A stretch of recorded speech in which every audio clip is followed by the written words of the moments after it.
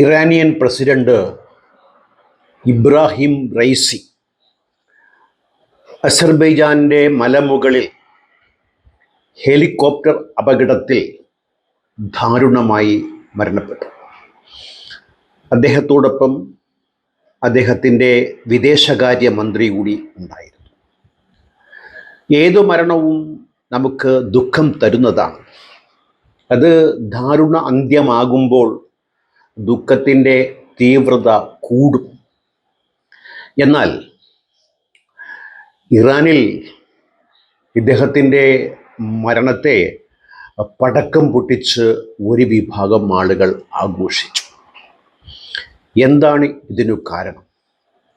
ഞാൻ ആ മരണത്തിൽ ദുഃഖം രേഖപ്പെടുത്തിക്കൊണ്ട് തന്നെയാണ് ഇവിടെ സംസാരിക്കാൻ പോകുന്നത്. പക്ഷേ ഒരാൾ ജീവിച്ചിരിക്കുമ്പോൾ അദ്ദേഹം കാട്ടിക്കൂട്ടിയ മനുഷ്യത്വ വിരുദ്ധമായ നടപടികൾ മരണം അദ്ദേഹത്തെ ശുദ്ധനാക്കില്ല.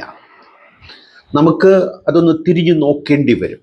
കാരണം നമ്മൾ അത്തരത്തിലാണ് പരുവപ്പെട്ടിരിക്കുന്നത്. മതഭീകരതയുടെ ഒരു ആൾരൂപമായിരുന്നു ഈ മരണപ്പെട്ട ഇബ്രാഹിം റൈസി. 68 വയസ്സായിരുന്നു അദ്ദേഹത്തിന്. അദ്ദേഹം അടുത്ത ആത്മീയ നേതാവാകാനുള്ള പട്ടികയിൽ ആദ്യത്തെ പേരുകാരൻ ആണ്. ഖമീനി ഇതിന് മുമ്പത്തെ പ്രസിഡൻ്റായിരുന്ന ആളാണ് ഇപ്പോഴത്തെ ആത്മീയ നേതാവ്. അദ്ദേഹത്തിന് 82 83 വയസ്സായി, തീരെ വയ്യാണ്ടിരിക്കുകയാണ്. അദ്ദേഹത്തിൻ്റെ അധികാരം അടുത്തതായി കൈയാളാൻ പോകുന്ന വ്യക്തി ആയിരുന്നു ഖുമൈനി. ദാരുണമായ ഒരു അന്ത്യമാണ് അദ്ദേഹത്തിന് സംഭവിച്ചിരിക്കുന്നത്. ഇദ്ദേഹം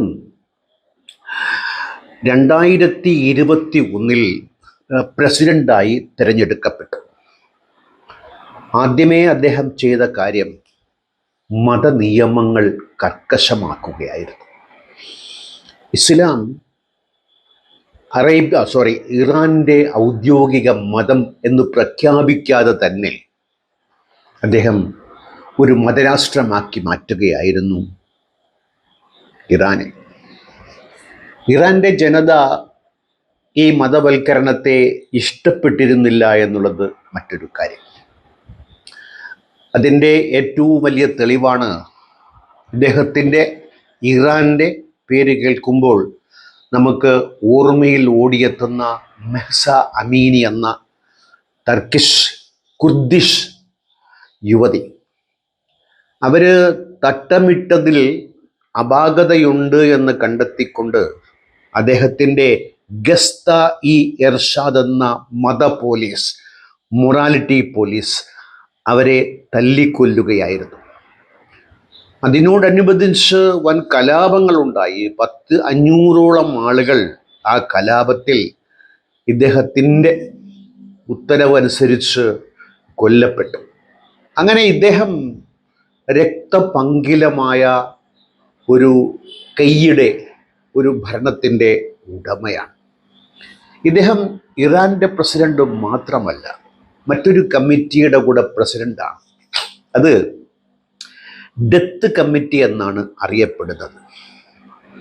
50,000 വരെ വരുന്ന, ഏകദേശം 30,000 മുതൽ 50,000 പേർ വരുന്ന ഇറാഖുമായുള്ള യുദ്ധത്തിന് ശേഷം അവരെ പിന്തുണച്ചവരോ അവരെ മാനസികമായി സഹായിച്ചവരോ ആയ രാഷ്ട്രീയ നേതാക്കളെ തുറുങ്കിലടച്ചുകൊണ്ട് ഈ 30,000 ആളുകളെ കൊന്നൊടുക്കാൻ വേണ്ടിയിട്ട് രൂപീകരിക്കപ്പെട്ട ഒരു കമ്മിറ്റിയാണ് ഡെത്ത് കമ്മിറ്റി.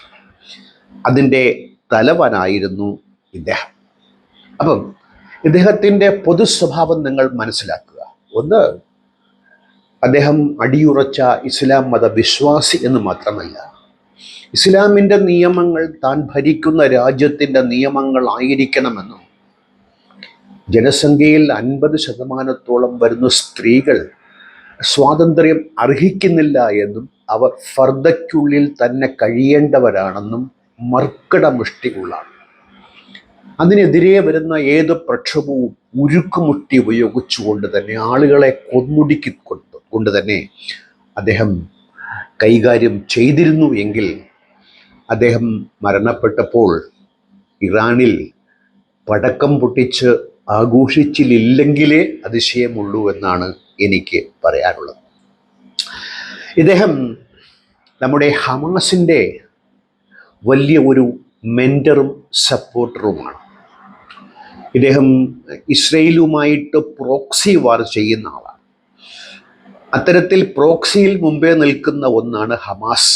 ഒക്ടോബർ 17 ഇറാൻ്റെ മൂലകത്തിൽ ചുണ്ണാമ്പ് തടവിക്കൊണ്ട് 38,000 ആളുകളെ കൊലയ്ക്ക് കൊടുത്തതിൽ ഇദ്ദേഹത്തിൻ്റെ പങ്ക് നിസ്സാരമേ അല്ല.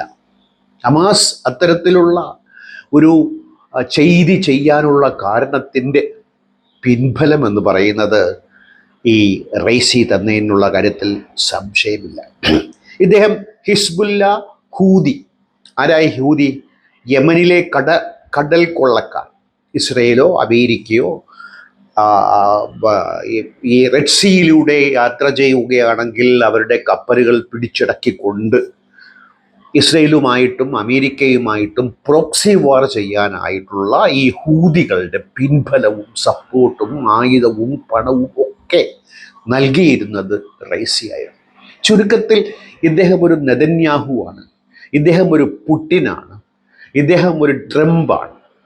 അതിലൊന്നും യാതൊരു തർക്കവുമില്ല. എങ്കിലും ആ ദാരുണമായ അന്ത്യം, ഒരു മനുഷ്യൻ്റെ മരണം എന്നത് നമ്മളിൽ ഉണ്ടാക്കുന്ന വികാര വിക്ഷോഭങ്ങൾ ഇതിലും ഉണ്ടാക്കി എന്നുള്ളതാണ്. ഇദ്ദേഹത്തിൻ്റെ മരണത്തിൻ്റെ കാരണങ്ങൾ വളരെ രസാവഹമായാണ് മുന്നോട്ട് പൊയ്ക്കൊണ്ടിരിക്കുന്നത്. പല തിയറികളും പറയപ്പെടുന്നുണ്ട്. ഔദ്യോഗികമായി ഭാഷ്യങ്ങളൊക്കെ വളരെ ചുരുക്കമാണ്. ഇദ്ദേഹം സഞ്ചരിച്ച ഒരു ഹെലികോപ്റ്റർ, അത് 1960 നിർമ്മിക്കപ്പെട്ടതാണ്. കനേഡിയൻ മിലിറ്ററിക്ക് വേണ്ടി നിർമ്മിക്കപ്പെട്ട ഒരു പഴഞ്ചൻ ഓട്ട ഹെലികോപ്റ്റർ. അതിലാണ് ഇത്രയും ബുദ്ധിമാനായ സമർത്ഥനായ പ്രസിഡന്റ് യാത്ര ചെയ്തത്. അതിന് ഒരു കുഴപ്പമുണ്ട്. കാലാകാലങ്ങളിൽ അത് മെയിൻറ്റെയിൻ ചെയ്യാൻ വേണ്ടിയിട്ടുള്ള സ്പെയർ പാർട്ടുകൾ അമേരിക്ക സാങ്ഷൻ കാരണം നൽകിയില്ല. അതുകൊണ്ട് പുതുക്കി പണിയാത്ത ഒരു ഓട്ട കാലടയാണ് ആ ഒരു ഹെലികോപ്റ്റർ എങ്കിൽ അത് മലയ്ക്ക് മുകളിൽ പറന്ന് അത് തകർന്നു വീണ് ഇദ്ദേഹം മരണപ്പെടുകയായിരുന്നു. ഒപ്പം 7-8 പേർ, അദ്ദേഹത്തിൻ്റെ വിദേശകാര്യമന്ത്രി ഞാൻ പറഞ്ഞുവല്ലോ. ഇദ്ദേഹത്തിൻ്റെ മരണത്തിൽ ഞെട്ടാത്ത ഒരു വിഭാഗം ആളുകളുണ്ട്. യൂറോപ്യൻ യൂണിയൻ പടക്കം പൊട്ടിച്ചില്ലെങ്കിലും അവർ ഞെട്ടിയില്ല. നമ്മുടെ മോഡി മിനിഞ്ഞാന്ന് കയറി ഞെട്ടിക്കളഞ്ഞു. അങ്ങനെയാണല്ലോ, അദ്ദേഹം നെട്ടൽ വിദഗ്ധനാണല്ലോ. ഇദ്ദേഹത്തെക്കുറിച്ച് ചില മാധ്യമങ്ങൾ പറയുന്നത് ഇദ്ദേഹം ഒരു റൂത്ത്ലെസ് നിയമമന്ത്രി എന്നാണ്.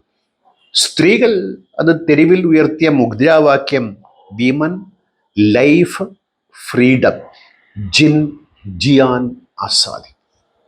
പക്ഷേ ഇസ്ലാം ഇത് അനുവദിക്കുന്നതല്ല. അതുകൊണ്ട് തന്നെ ഉരുക്കുമുഷ്ടി ഉപയോഗിച്ച് അനേകമായിരം ആളുകൾ കൊന്നൊടുക്കിക്കൊണ്ട് തന്നെ ഇസ്ലാമിക കാടൻ നിയമം നടപ്പിലാക്കാൻ മുൻപിൽ നിന്ന കക്ഷിയാണ് ഇദ്ദേഹം. ഇദ്ദേഹം ഇസ്രയേലുമായി ഈ ഒരു പ്രോക്സി വാറിലെന്ന് ഞാൻ പറഞ്ഞുവല്ലോ, ഹൂതി, ഹിസ്ബുല്ല, ഹമാസ് അവരെയൊക്കെ ഇളക്കി വിട്ടുകൊണ്ട് പിറകെ നിന്നുള്ള ചരടുവലിയാണ്. ഇതൊക്കെ കൊണ്ട് തന്നെ മൊസാദിൻ്റെ കൈ ഇതിലുണ്ടോ എന്ന സംശയം ബലമായി പലരും പ്രകടിപ്പിക്കുന്നുണ്ട്. അതിന് അനുസൃതമായ തെളിവുകൾ കിട്ടിയിട്ടില്ല. ഇസ്രായേൽ ശക്തമായി തന്നെ ഞങ്ങൾ ഇതിൻ്റെ പിന്നിലില്ല എന്ന് പറഞ്ഞിട്ടുമുണ്ട്. അവർ അങ്ങനെ ചെയ്യുമെങ്കിൽ പറഞ്ഞിട്ടേ ചെയ്യാറുള്ളൂ. അതുകൊണ്ട് അത്തരത്തിലുള്ള ഒരു ഗൂഢതന്ത്രം ഇതിൻ്റെ പിന്നിലുണ്ടോ എന്ന കാര്യത്തിൽ സംശയമുണ്ട് എങ്കിൽ തന്നെയും ഈ പഴഞ്ചൻ വാഹനമാണ് കാലനായി അവിടെ വന്നത് എന്ന കാര്യത്തിൽ സംശയമില്ല. ഇദ്ദേഹം ഇസ്രയേലിനെ പേടിക്കുന്ന ഒരു വ്യക്തിയാണ്. ഇദ്ദേഹത്തിൻ്റെ IRGC, Iranian revolutionary guard committee, അതിൻ്റെ കുറേ ഉദ്യോഗസ്ഥന്മാരെ ഈ ഇടയ്ക്ക് ഇസ്രയേൽ ഡമാസ്കസിൽ വലിഞ്ഞു കയറി കൊന്നു. അപ്പം തിരിച്ചടിക്കാതിരിക്കാൻ പറ്റില്ല. ശക്തമായ തിരിച്ചടി ഇസ്ലാമിൻ്റെയും ഈമാൻ്റെയും പേരിൽ ഈ ജൂതന്മാർക്ക് നൽകിയല്ലേ പറ്റൂ. അതുകൊണ്ട് എന്ത് ചെയ്തു? അദ്ദേഹം ഡ്രോണുകളെ അയച്ചു. നേരിട്ടുള്ള പ്രോക്സി വാർ ഒഴിവാക്കിക്കൊണ്ട് നേരിട്ട് തന്നെ ഇസ്രയേലിലേക്ക് ഡ്രോണുകളെ അയച്ചു. ഈ ഇസ്രയേൽ എന്ന് പറയുന്നത് തെമ്മാടി രാജ്യമൊന്നുമല്ല, തെമ്മാടി ഭരിക്കുന്ന രാജ്യമാണ്. ഇദ്ദേഹത്തിൻ്റെ ഒരു മച്ചമ്പിയായി, മുറയ്ക്കൊരു അളിയനായി വരും നെതന്യാഹു. അദ്ദേഹം ഭരണം നിലനിർത്താൻ വേണ്ടിയിട്ടൊക്കെയാണ് ഇപ്പം ഈ പലസ്തീനികളെ കൊന്നൊടുക്കുന്നത്. അവരുടെ ആവശ്യങ്ങൾ അംഗീകരിക്കാതെ തന്നെ ഇപ്പം തന്നെ 38,000 പേർ ഈ ചുണ്ണാമ്പ് തടവലിൻ്റെ പേരിൽ മരണപ്പെട്ടു. അതിൻ്റെ ഉത്തരവാദിത്വത്തിൽ ഈ റൈസിയുടെ പങ്ക് നിസ്സാരമേ അല്ല. അത്തരത്തിൽ ഇദ്ദേഹം ഭരണത്തിൽ ഏറിയതിനു മുതൽ അതിനു മുമ്പും അദ്ദേഹം വിദേശ നിയമവകുപ്പുകളിലൊക്കെ ഇരുന്ന കാലഘട്ടങ്ങളിലൊക്കെ തന്നെ ആളുകളെ കൊന്നൊടുക്കാൻ യാതൊരു മടിയുമില്ലാത്ത ഒരു ധീരവീര ഇസ്ലാമിൻ്റെ യോദ്ധാവാണ്. പിന്നെ ഇസ്ലാമിൻ്റെ കാര്യം പറയുമ്പോൾ അങ്ങനെയാണല്ലോ. അപ്പം ഞാൻ ഈ ചരിത്രം വളരെ വളരെ രസാവഹമായി വായിച്ചുകൊണ്ടിരിക്കുന്ന ഒരു വ്യക്തിയാണ്. അപ്പം മുഹമ്മദ് നബിയും അദ്ദേഹത്തിനും വിഷം കൊടുത്തു എന്ന് പറയപ്പെടുന്നുണ്ട്. പോട്ടെ, സംശയത്തിൻ്റെ ആനുകൂല്യം നമുക്ക് നൽകിക്കളയാം. പിന്നെ അബൂബക്കറിന് ശേഷം നീണ്ട നിരയിൽ ഏകദേശം അബൂ സുഫിയാൻ്റെ മകൻ ഉൾപ്പെടെ മുആവിയ, അദ്ദേഹത്തിൻ്റെ മകൻ യസീദി ഉൾപ്പെടെയുള്ള ഒരുപാട് ആളുകൾ, എന്തിന്, നബിയുടെ കുടുംബം, നബിയുടെ സന്തതി പരമ്പരകൾ ഒക്കെ കൊല്ലപ്പെടുകയായിരുന്നു. നോക്കൂ, ഈ ഭരണത്തിനു വേണ്ടിയിട്ട്, ഇസ്ലാമിക വൽക്കരണത്തിനു വേണ്ടിയിട്ട്, അതിനേക്കാൾ ഉപരി ഭരണം തന്നെയാണ്. ഇങ്ങനെ നീണ്ട യുദ്ധങ്ങളും പിടിച്ചടക്കലുകളും കൊലപാതകങ്ങളും ഇവരുടെ ചെയ്തിയിൽപ്പെട്ടതാണ്. ഇത് ഞാൻ പറയുമ്പോൾ ഇന്നത്തെ മുസ്ലിങ്ങളെ നമുക്ക് ആ വള്ളിയിൽ കൊണ്ടി കെട്ടാൻ പറ്റില്ല. അവർ നമ്മളാണ്, നമ്മെപ്പോലെ മനുഷ്യരാണെങ്കിൽ തന്നെ. അപ്പം ഡ്രോണുകളെ അയച്ചപ്പോൾ ഇറാൻ്റെ മിലിറ്ററി കോംപ്ലക്സുകൾ ആക്രമിച്ചുകൊണ്ടാണ് ഇസ്രയേൽ തിരിച്ചടിച്ചത്. ഇതിൽ ബുദ്ധിമാനായ റൈസി പത്തി താഴ്ത്തുകയായി. ചുണ്ണാമ്പ് തടവിയപ്പോഴുള്ള ദുരനുഭവം അദ്ദേഹത്തിന് ഓർമ്മയുണ്ട്. ആ ഓർമ്മ തികട്ടി വന്നതുകൊണ്ട് പിന്നീട് അങ്ങോട്ടുള്ള നേരിട്ട് ആക്രമണത്തിലേക്ക് പോയില്ല. പ്രോക്സി വാർ ഇദ്ദേഹം തുടർന്നു കൊണ്ടേയിരുന്നു. ഇതിൽ മൊസാദാണോ കാരണമെന്ന് പറയാൻ വരട്ടെ. അതിന് മുമ്പ് 2020 ന്യൂക്ലിയർ സയൻറ്റിസ്റ്റുകളെ ഒരുപാട് പേരെ ഈ മൊസാദ് കൊന്നുകളഞ്ഞു. മൊസാദ് അല്ലെങ്കിൽ ഇസ്രയേൽ നേരിട്ട് ഭരണാധികാരികളെ കൊല്ലാറില്ല. പകരം തന്ത്രപ്രധാന മേഖലകളിലാണ് പിടിമുറുക്കിക്കൊണ്ട് അവർ കാര്യങ്ങൾ നടത്തുകയെങ്കിൽ 2020 ഒത്തിരി ന്യൂക്ലിയർ സയൻറ്റിസ്റ്റുകളെ തെരഞ്ഞുപിടിച്ച് കൊന്നു. മറ്റൊരു കാര്യം, ഈ മൊസാദ് വളരെ ബിരുദന്മാരാണ്. ഒരു രാജ്യത്ത് ചെന്ന് അവിടെ ഇറങ്ങി നടത്തേണ്ട കൃത്യമായി അവിടുത്തെ ഒരു കുട്ടി പോലും അറിയാതെ ചെയ്തിട്ട് സമർത്ഥമായി മടങ്ങിയ ചരിത്രമുള്ള, പാരമ്പര്യമുള്ള ഒരു വിഭാഗമാണ് ഈ മൊസാദ്. ലോകത്തെ രഹസ്യാന്വേഷണ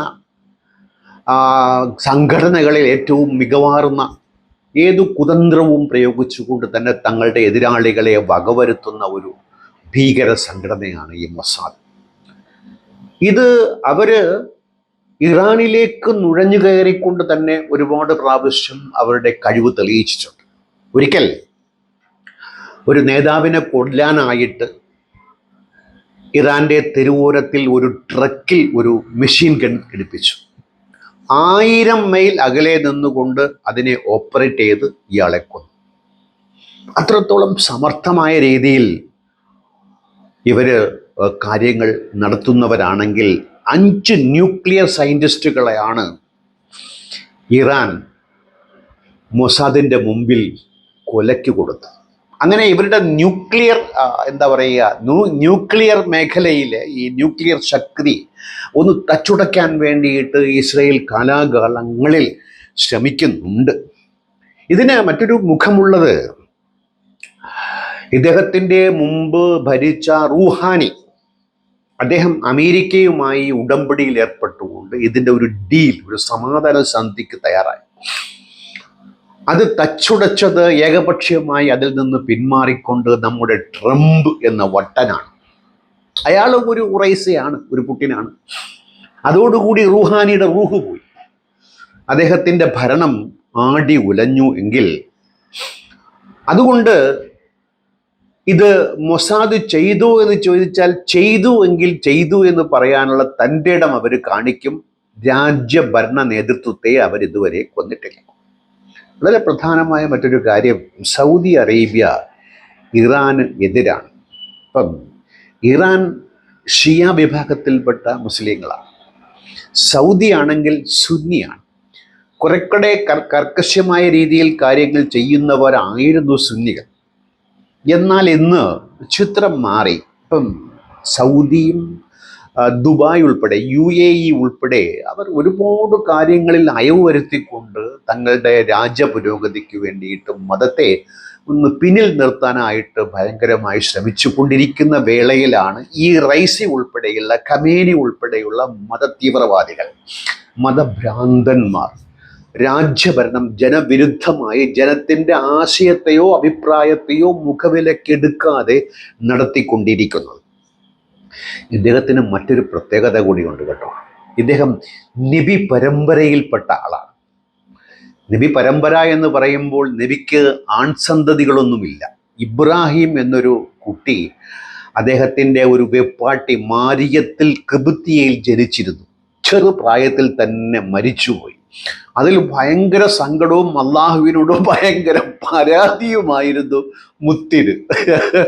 എങ്കിലും മുത്തിനൊരു ഒരുപാട് പെണ്ടാട്ടിയെ കൊടുത്തെങ്കിലും ഒരു ആൺകുട്ടിയെ കൊടുക്കാൻ റബ്ബുൽ ഇസ്സത്തായ തമ്പുരാന് കനിവുണ്ടായില്ല എന്നൊരു ദുർഗതി കൂടെ നമുക്ക് കാണാതിരിക്കാനാവില്ല.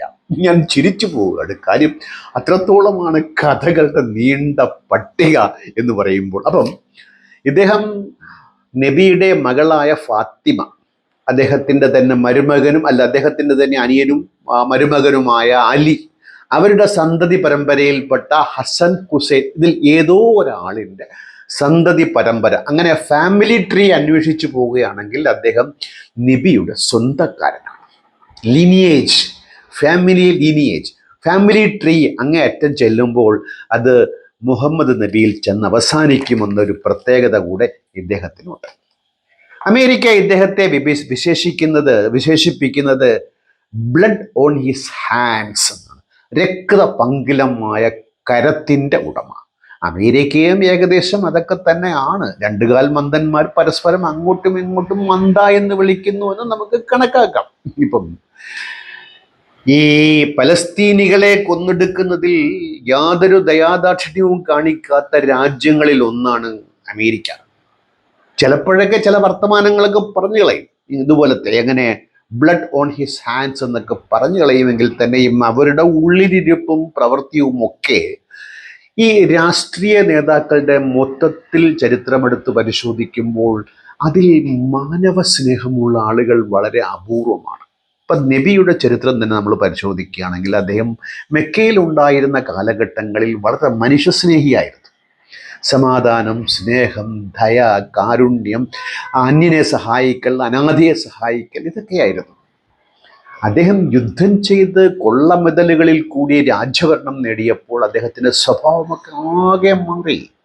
അത് മെക്കി മദീനി സൂറകളിൽ, മെക്കയിലാണ് സമാധാനത്തിൻ്റെ കാലഘട്ടം, നമുക്ക് വ്യക്തമായി വായിച്ചെടുക്കാൻ സാധിക്കുമെങ്കിൽ ഈ മുസ്ലിം ഭരണാധികാരികൾ പ്രത്യേകിച്ച് മതബോധത്തോടു കൂടി കർക്കശമായി മതഭരണം നടത്താൻ വരികയാണെങ്കിൽ അവരിൽ അവശേഷിക്കുന്ന മനുഷ്യത്വം പൂർണ്ണമായി ചോർന്നു പോകുന്ന അവസ്ഥയാണ് നമ്മൾ കാണുന്നത്. പ്രത്യേകിച്ച് സ്ത്രീകളോട്.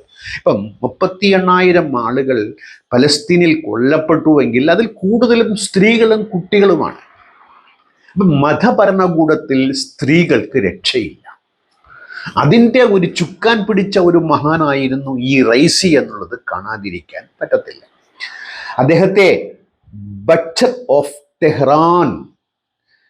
ടെഹ്റാനിലെ കൊലപാതകി എന്ന് പറയപ്പെടുന്നുണ്ട്. 2022 അമീനിയുടെ പ്രശ്നവുമായി ബന്ധപ്പെട്ട് 500 ആളുകൾ, അങ്ങനെ ഔദ്യോഗിക ഭാഷ്യമുണ്ട്, അനേകമായിരം ആളുകൾ എന്നുള്ള വർത്തമാനങ്ങളും ഉണ്ട്. ഇദ്ദേഹം ജഡ്ജി ആയിരുന്നപ്പോൾ ഒരുപാട് പേരെ അന്യായമായി തടങ്കിലാക്കാനും പീഡിപ്പിച്ചു കൊല്ലാനും ഉത്തരവിറക്കി അത് നടപ്പിലാക്കിയ ആളാണ്. 2009 ഗ്രീൻ മൂവ്മെന്റ് എന്നൊരു വിപ്ലവ സംഘടന ഇറാൻ ഭരണകൂടത്തിനെതിരെ തിരിഞ്ഞപ്പോൾ അവരെ ഇതുപോലെ അറസ്റ്റ് ചെയ്ത് കാരാഗൃഹത്തിലാക്കി പീഡിപ്പിച്ചു കൊല്ലാൻ ഉത്തരവിറക്കിയ മഹാവിദ്വാനാണ് ഈ മരണപ്പെട്ടുപോയ റൈസി. നമ്മൾ മരണത്തിൽ ദുഃഖിക്കുന്നുണ്ട്, പക്ഷെ അദ്ദേഹം ചെയ്ത കാര്യങ്ങൾ അതിനേക്കാളും നമ്മളെ ദുഃഖിപ്പിക്കുന്നതും മാനവ വിരുദ്ധമാണ്, മനുഷ്യ വിരുദ്ധമാണ്. മനുഷ്യൻ്റെ വിചാര വിക്ഷോഭങ്ങൾക്ക് യാതൊരു സ്ഥാനവും നൽകാതെ തൻ്റെ അധികാരവും തൻ്റെ സൗകര്യവും തൻ്റെ മതവും മാത്രം നോക്കി ജീവിച്ച ഒരു വ്യക്തി എന്നല്ലാതെ കൂടുതൽ ഡെക്കറേഷനൊന്നും അദ്ദേഹം അർഹിക്കുന്നില്ല. 2017 ജഡ്ജിയുടെ സ്വാധീനത്താൽ ഇദ്ദേഹം സാമ്പത്തിക രൂക്ഷത, ഇദ്ദേഹത്തിൻ്റെ ഭരണത്തെക്കുറിച്ച് പറയുമ്പോൾ തന്നെ ഇറാനിൽ ഭയങ്കരമായ സാമ്പത്തിക പ്രശ്നമാണ്. ജനങ്ങളൊക്കെ വളരെ കഷ്ടപ്പെട്ടാണ് ജീവിക്കുന്നത്. 2017 ഇതുപോലെ മതഭരണകൂടത്തിൽ സാമ്പത്തിക പ്രശ്നങ്ങളുണ്ടായ വിപ്ലവം പൊട്ടിപ്പുറപ്പെട്ടു. ഇദ്ദേഹം ആ പ്രശ്നത്തിൽ 25 ആളുകളെ കൊല്ലാനായിട്ട് ഉത്തരവിട്ടു. എങ്ങനെ? ഇൻഡയറക്റ്റ് ആയിട്ട്.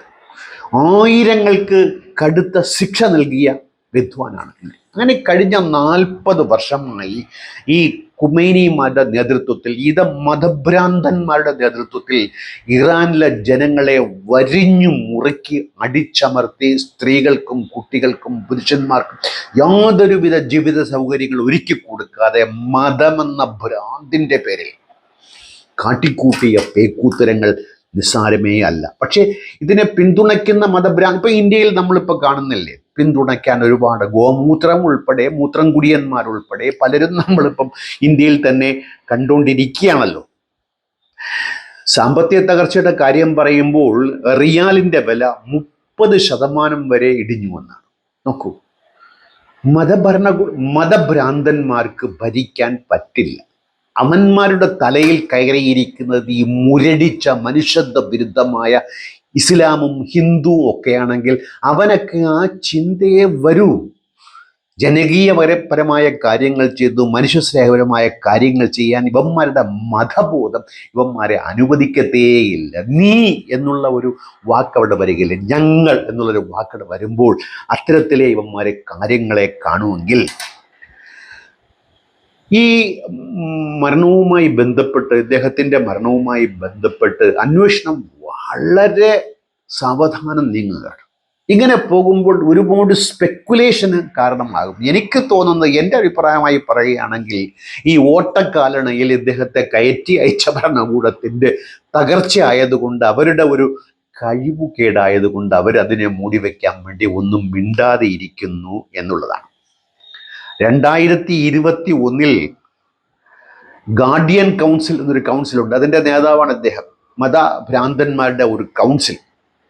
ആ ഇലക്ഷനിൽ വിജയിച്ചു വരാൻ സാധ്യതയുള്ള ആളുകളെ മത്സരിക്കാൻ അനുവദിച്ചില്ല. നമ്മുടെ മോദി കെജ്രിവാളിനെ അകത്താക്കിയതുപോലെ എതിരാളികളെ ഉന്മൂലനം ചെയ്തുകൊണ്ട്, അപ്രസക്തമാക്കിക്കൊണ്ട്, അവരെ അറസ്റ്റ് ചെയ്തുകൊണ്ടാണ് ഇലക്ഷൻ നടത്തിയത്.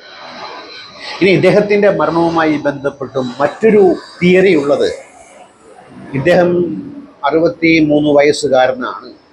ഇദ്ദേഹത്തിന് പകരം കമീനി ആകാൻ നിൽക്കുന്ന ആളാണ് ഇപ്പോഴത്തെ കമീനിയുടെ മകൻ മുജാബ കമീനി. അദ്ദേഹം രംഗത്തുണ്ട്. അലിസോറ റാഫി എന്ന ഒരു കിം സെമിനാരി ഉസ്താദ് കൂടി രംഗത്തുണ്ട്. ഇവന്മാരാരെങ്കിലും ആണോ ഇതിൻ്റെ പിന്നിലെന്നൊക്കെ ചില സംശയങ്ങളൊക്കെ പല കോണുകളിൽ നിന്ന് ഉയർന്നു വരുന്നുണ്ട്. 2024 നടന്ന പാർലമെൻറ്റ് ഇലക്ഷനിലാണ് ഏറ്റവും ചരിത്രത്തിൽ കുറഞ്ഞ പോളിംഗ് ശതമാനം. എത്രയെന്ന് ചോദിച്ചാൽ അത് 2009 85% 2014 അത് 60%, 2022 42%. ഇടിഞ്ഞു. ഗാർഡിയനിലെ ഒരു ഇന്റർവ്യൂവിൽ ഒരു രാഷ്ട്രീയ വിദഗ്ധൻ പറയുന്നത്, ജനങ്ങൾ വിശ്വസിക്കുന്നത് തങ്ങൾ വോട്ട് ചെയ്യാൻ പോയാൽ ഇവന്മാരെ അംഗീകരിക്കുന്നു എന്നതിന് തുല്യമാണ്. അതുകൊണ്ട് ജനങ്ങൾ വോട്ടിങ്ങിൽ യാതൊരു താല്പര്യവും പ്രകടിപ്പിക്കുന്നില്ല. ഇനിയിപ്പം 50 ദിവസത്തിനുള്ളിൽ പ്രസിഡന്റിനെ തിരഞ്ഞെടുക്കണം. ഇലക്ഷൻ വന്നു കഴിഞ്ഞാൽ അത് വലിയൊരു കീറാമുട്ടി പ്രശ്നം അവിടെ ഉണ്ടാക്കുമെന്ന കാര്യത്തിൽ ഒരുപാട് സംശയം പലരും പ്രകടിപ്പിക്കുന്നില്ല. ഇതില് ഇദ്ദേഹം ഈ അസർബൈജാൻ അർമേനിയ തർക്കമുണ്ട് കേട്ടോ. അപ്പം അസർബൈജാൻ ഒരുപാട് ആയുധങ്ങൾ വിറ്റ് അവർ തമ്മിലുള്ള യുദ്ധങ്ങൾ സർവ്വസാധാരണമാണെങ്കിൽ ആ യുദ്ധത്തിലെ യുദ്ധസാമഗ്രികൾ അസർബൈജാന് വിൽക്കുന്നതാണ് ഇസ്രയേലിൻ്റെ പണി, ഇസ്രയേലിൻ്റെ യുദ്ധ ലോബി. അവർക്ക് വൻ ലാഭം അതിൽ നിന്ന് കിട്ടിക്കൊണ്ടിരുന്നു. അപ്പോഴാണ് അസർബൈജാനുമായിട്ടുള്ള ഒരു സന്ധി എന്ന നിലയ്ക്ക് അവിടുത്തെ ഒരു അണക്കെട്ട് ഉദ്ഘാടനം ചെയ്യാനാണ് ഇദ്ദേഹം അവിടെ പോയതും ഈ അപകടം സംഭവിച്ചത്. ഇദ്ദേഹം ഒരു മലമുകളിൽ കൂടി സഞ്ചരിക്കുകയായിരുന്നു. അത് ഒഴിവാക്കി മറ്റൊരു റൂട്ടുണ്ട്, അതിലെ കൂടെ എന്തുകൊണ്ട് പോയില്ല എന്നും പലരും ചോദിക്കുന്നുണ്ട്. ഇനി ഈ ഹെലികോപ്റ്റർ അപകടത്തിൻ്റെ കാര്യം വരുമ്പോൾ മോശം കാലാവസ്ഥ, മോശപ്പെട്ട റൂട്ട് എന്നൊക്കെയാണെങ്കിൽ ഈ പൈലറ്റന്മാർ വിമാനം അല്ലെങ്കിൽ ഈ ഹെലികോപ്റ്റർ പറപ്പിക്കാൻ വിസമ്മതിക്കും. പക്ഷേ ഈ ഗർവ് മൂത്ത അഹങ്കാരം തലയ്ക്ക് കയറിയ നമ്മുടെ ഒരു മേയർ ഉണ്ടല്ലോ ഈ ഇടയ്ക്ക്, ഞാൻ ഓർത്തു പോവുകയാണ്. ഇവർക്കൊക്കെ അഹങ്കാരം തലയ്ക്ക് കയറി കഴിഞ്ഞാൽ സ്ഥലകാലഭ്രമം മറന്നുപോകും. അവര് ഇങ്ങനെ പൈലറ്റ് വിമാനം പറപ്പിക്കാൻ അല്ലെങ്കിൽ ഹെലികോപ്റ്റർ പറപ്പിക്കാൻ വിസമ്മതിച്ചാൽ പോലും നിർബന്ധിച്ച് പറപ്പിക്കാൻ പറയും. അങ്ങനെയുള്ള യാത്ര പലതും അപകടങ്ങളിൽ പെട്ടിട്ടുണ്ട് എന്നുള്ള കാര്യവും ഇവിടെ പലരും ചൂണ്ടിക്കാണിക്കുന്നുണ്ട്. 3 ഹെലികോപ്റ്ററാണ് ഈ അസർബൈജാനിലെ അണക്കെട്ട് ഉദ്ഘാടനത്തിന് പോയത്. അപ്പം ഒരു വിമാനത്തിലാണ് പ്രധാനപ്പെട്ട 7 പേരും കയറിയതും മരണപ്പെട്ടത് ഹെലികോപ്റ്ററിൽ. ഈ 3 വിമാനം ഉണ്ടായിട്ടും എന്തുകൊണ്ട് പ്രധാനപ്പെട്ട ആളുകളെ ഒറ്റ ഹെലികോപ്റ്റർ കയറ്റി എന്നുള്ളതിൽ ദുരൂഹതയുണ്ടോ എന്ന് ചില ആളുകൾ സംശയിക്കുന്നു. ഈ ഹെലികോപ്റ്റർ തകർന്നു വീണു, അത് കണ്ടെത്താൻ ഇറാന്റെ മിലിറ്ററിക്ക് സാധിച്ചില്ല. അത് വമ്പേ വളരെ ന്യൂക്ലിയർ ശക്തിയാണ്. ഷാഡോ യുദ്ധം ചെയ്ത് ഞാൻ ഇസ്രയേലിനെ വിരട്ടിക്കളയുമെന്ന് പറഞ്ഞ ഇയാളുടെ ഭരണകൂടത്തിന് ഇയാളുടെ മരണം സംഭവിച്ചിട്ട് ഒരുപാട് സമയം വേണ്ടി വന്നു ഈ ഡെബ്രീസും മൃതശരീരവും കണ്ടെത്താൻ വേണ്ടിയിട്ട്. ആദ്യമായി ഇത് കണ്ടെത്തിയത് തുർക്കിയാണ്. നോക്കൂ, ഒരു ന്യൂക്ലിയർ ശക്തി, ഇസ്ലാമിൻ്റെ രണധീര വീര രാജ്യത്തിൻ്റെ ഒരു ദുർഗതി. അമേരിക്കയോട് സഹായം ചോദിച്ചുവെന്നും ഞങ്ങൾ നിഷേധിച്ചുവെന്നും അമേരിക്ക പറയുന്നുണ്ട്. അതൊക്കെ വിശ്വസിക്കാൻ പറ്റിയ വർത്തമാനമോ എന്ന് എനിക്ക് അറിയില്ല. മാത്രമല്ല, ഈ പ്രസിഡന്റ് എന്തുകൊണ്ട് 60-ൽ ഉണ്ടാക്കപ്പെട്ട ഒരു ഹെലികോപ്റ്ററിൽ യാത്ര ചെയ്യാൻ തയ്യാറായി, യാത്ര ചെയ്യാൻ അനുവദിക്കപ്പെട്ടു?